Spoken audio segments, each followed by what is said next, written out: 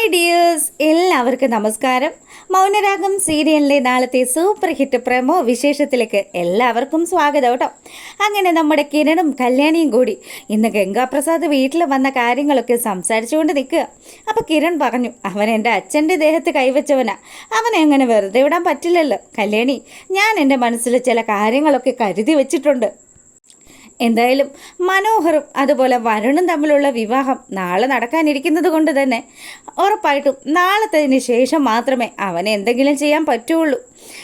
അത് നേരെ കിരണേട്ടാ, അവനുണ്ടല്ലോ, അവൻ തീരണം. നമ്മുടെ കാർത്തിക ചേച്ചിയും ലക്ഷ്മി അമ്മയും ഒക്കെ അവൻ ഒരുപാട് ദ്രോഹിച്ചതല്ലേ. അങ്ങനെയുള്ള അവന് ഈ ഭൂമിയിൽ ജീവിക്കാനായിട്ട് ഒരർഹതയില്ല. അതെ, ഞാനും അത് തന്നെ ആലോചിക്കുന്നത്. എന്തായാലും നീ ഒന്ന് റെഡിയാവ്, നമുക്ക് അച്ഛനെയും അമ്മയും പോയിന്ന് കാണാം. ഇനി അവനാണ് ഇതിൻ്റെയൊക്കെ പിന്നിൽ കളിച്ചതെന്ന് എല്ലാവർക്കും ഇപ്പോൾ അറിയാവുന്ന സ്ഥിതിക്ക് എന്നെ കാണാൻ അവൻ വന്നതുപോലെ ഉറപ്പായിട്ടും അവൻ വീട്ടിൽ ചെല്ലാനും സാധ്യതയുണ്ട്. അപ്പം അതുകൊണ്ട് തന്നെ അമ്മയും അച്ഛനെയും കണ്ട് പ്രത്യേകം കാര്യങ്ങളൊക്കെ ശ്രദ്ധിക്കണമെന്ന് അവരോട് പറയണമെന്ന് പറഞ്ഞ് നമ്മുടെ കിരൺ കല്യാണിയും കൂട്ടിയിട്ട് രൂപയെയും സേനനെയും കാണാൻ വീട്ടിൽ നിന്ന് ഇറങ്ങുക. അങ്ങനെ രൂപയുടെ വീട്ടിൽ ചെന്നതും നമ്മുടെ കല്യാണിയാണെങ്കിലോ, അമ്മേ, ആ ദുഷ്ടൻ ഇന്ന് കിരണേട്ടൻ തനിച്ചുണ്ടായിരുന്ന സമയത്ത് കിരണേട്ടനെ കാണാൻ വേണ്ടി വീട്ടിൽ വന്നിട്ടുണ്ടായിരുന്നു. എന്തൊക്കെയാ മോളെ കേൾക്കുന്നത്? അവനൊരു ക്രിമിനലാണെന്നുള്ള കാര്യം നമുക്ക് എല്ലാവർക്കും അറിയാമല്ലോ. അതുകൊണ്ടാണല്ലോ അവൻ ഇവിടെ വന്ന് ഇത്രയും ആരോഗ്യമുള്ള നമ്മുടെ അച്ഛനെ തല്ലിയത്. അതുകൊണ്ട് തന്നെ അവൻ എന്ത് ചെയ്യാനും ഒരു മടിയുണ്ടാവില്ല. അവൻ കിരണേട്ടനോട് പറഞ്ഞത് എന്താണെന്നോ, കാർത്തിക ചേച്ചിയും ലക്ഷ്മി അമ്മയും ഒക്കെ സഹായിച്ചു കഴിഞ്ഞാൽ ഉറപ്പായിട്ടും ഇനി നമ്മൾ ഇതിനും വലിയ കാര്യങ്ങളൊക്കെ അനുഭവിക്കേണ്ടി വരുമെന്ന്. കല്യാണി പറയുന്ന കാര്യങ്ങളൊക്കെ കേട്ട് കഴിഞ്ഞപ്പം രൂപയ്ക്കാണെങ്കിൽ നല്ല ടെൻഷനായി. മോളെ, അങ്ങനെയാണെങ്കിൽ ഞങ്ങൾ എന്ത് ചെയ്യും? ഈശ്വര, എനിക്കാണെങ്കിൽ പേടിയാവുന്നല്ലോ. ആൽബിയും സോണിയും തന്നെ നാട്ടിൽ നിന്ന് പറഞ്ഞു വിടാനുള്ള ഒരുക്കത്തിലായിരുന്നു ഞങ്ങൾ. ഇനിയിപ്പോൾ അത് തന്നെയാണ് ചെയ്യേണ്ടത്. പറ്റിയാൽ അമ്മയും അച്ഛനും കൂടി അവരോടൊപ്പം അമേരിക്കയിലേക്ക് പോയിക്കോളാൻ പറഞ്ഞു. അത് കേട്ടപ്പോൾ സേനം പറഞ്ഞു, എന്താ മോളെ നീ പറയുന്നത്? അവനെയൊക്കെ പേടിച്ച് ഈ സ്ഥലം വിട്ടു പോകാനോ? അതും എൻ്റെ മക്കളെ ഇവിടെ തനിച്ചാക്കിയിട്ട് ഒരു കാരണവശാലും അതൊന്നും സംഭവിക്കില്ല എന്ന് പറഞ്ഞ് സേനനാണെങ്കിലോ കിരണുമായിട്ട് ചില കാര്യങ്ങളൊക്കെ പ്ലാൻ ചെയ്യാം. അങ്ങനെ അവിടെ ആ കാര്യങ്ങളൊക്കെ നടക്കുമ്പം നമ്മളെ കാണിക്കുന്നത് നമ്മുടെ മനുവിനെയാണ്. നാളത്തെ ദിവസം വന്ദനയുമായിട്ടുള്ള വിവാഹം നടക്കുന്നത് കൊണ്ട് തന്നെ മനോഹറാണെങ്കിലോ നമ്മുടെ സരയുവിനെ പ്രത്യേകം അങ്ങ് സ്നേഹിച്ചങ്ങ് കൂടെ നിർത്തുക.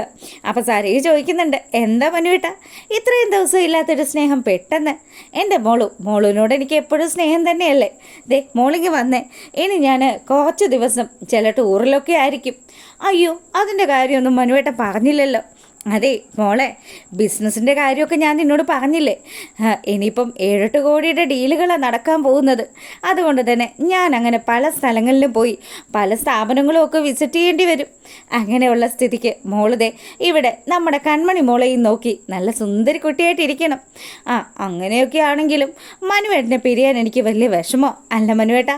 ഇപ്പോൾ ഇത്രയും ബിസിനസ്സൊക്കെ ഇവിടെ ഇങ്ങനെ പിടിച്ചു കഴിഞ്ഞാൽ നമ്മളിനി എങ്ങനെയാണ് അമേരിക്കയിലേക്ക് പോകുന്നത്? എൻ്റെ മോളെ, നീ ഒന്ന് സമാധാനപ്പെട്. ഇപ്പം കിട്ടാൻ പോകുന്നതേ വലിയൊരു ലോട്ടറിയാണ്.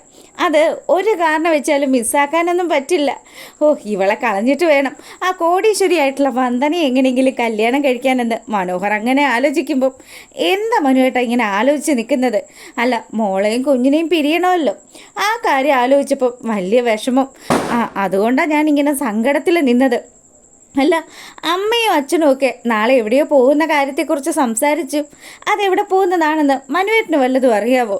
എൻ്റെ പൊന്നു മോളെ, പിടിച്ച നിൻ്റെ അച്ഛൻ്റെ കാര്യമൊന്നും എനിക്കറിയത്തില്ല. പിന്നെ മോൾക്കറിയാലോ, അയാൾക്ക് എന്നെ വലിയ താല്പര്യമൊന്നും അല്ലാന്ന്. അയാൾ എപ്പോൾ മുതലാണാവോ എന്നെ ഇഷ്ടമല്ലാണ്ട് പെരുമാറാൻ തുടങ്ങിയതെന്നൊന്നും എനിക്കറിയില്ല. എന്തായാലും അയാൾക്കിപ്പോൾ എന്നെ തീരെ കണ്ടുകൂടാ. സാരയില്ല മനുവേട്ടൻ്റെ നന്മകളൊക്കെ തിരിച്ചറിഞ്ഞ് എൻ്റെ അച്ഛൻ മനുവേട്ടനെ സ്നേഹിക്കുന്ന ഒരു ദിവസം വരും. വരും. അയാൾക്ക് ഞാൻ ഇവിടുന്ന് നിന്നെ ഉപേക്ഷിച്ച് പോകണമെന്നാണല്ലോ പൊന്നു മോളെ ആഗ്രഹമെന്നൊക്കെ മനോഹർ ഇങ്ങനെ മനസ്സിൽ ചിന്തിക്കുമ്പോൾ, എന്നാൽ ശരി, നമുക്ക് കിടക്കാം. എനിക്ക് രാവിലെ തന്നെ പോവേണ്ടതാണ്. ആയിക്കോട്ടെ മനുവേട്ടാ, ഞാൻ എന്തെങ്കിലുമൊക്കെ ഒരുക്കി വെക്കേണ്ടതുണ്ടോ? ഒന്നുമില്ല. ഇപ്പം തൽക്കാലം മോള് നല്ല കുട്ടിയായിട്ട് പോയി കിടന്നുറങ്ങിക്കേ. മോളെ നല്ലപോലെ ശ്രദ്ധിച്ചോണം കേട്ടോ. ശരി മനുവേട്ട, എല്ലാം ഞാൻ വേണ്ട വിധം കൈകാര്യം ചെയ്തോളാം. അങ്ങനെ സരയു റൂമിലേക്ക് പോവുക. അപ്പം മനോഹറാണെങ്കിൽ ഫോൺ എടുത്തു നമ്മുടെ വന്ദനയെ വിളിക്കുക. മോളെ വന്ദനെ, നാളെ നമ്മുടെ വിവാഹമാണ്. എനിക്കിപ്പോൾ മോളെ കണ്ടാൽ കൊള്ളാമെന്ന് തോന്നുന്നുണ്ട്. ഓ മഹാഭാവി, ഈ രാത്രി പോലും മനുഷ്യനെ ഉറങ്ങാൻ സമ്മതിക്കില്ലല്ലോ. അവൻ ഇനി എന്നെ കാണുകയാണെങ്കിൽ ഞാൻ ഇനി ഫുൾ മേക്കപ്പ് ഒക്കെ ഇട്ട് എന്ത് കഷ്ടമാണ്. അങ്ങനെയൊക്കെ ഇവൻ ആലോചിച്ചുകൊണ്ട് നിൽക്കുക. അപ്പം ശരിക്കും പറഞ്ഞാൽ മനോഹറും നമ്മുടെ വരുണും തമ്മിലുള്ള വിവാഹം, ആ ഒരു വിവാഹ ദിവസം തന്നെയാണ് വരുണും അതുപോലെ നിതയും തമ്മിലുള്ള കല്യാണവും ഇവരെല്ലാവരും കൂടി ചേർന്ന് ഫിക്സ് ചെയ്ത് വെച്ചിരിക്കുന്നത്.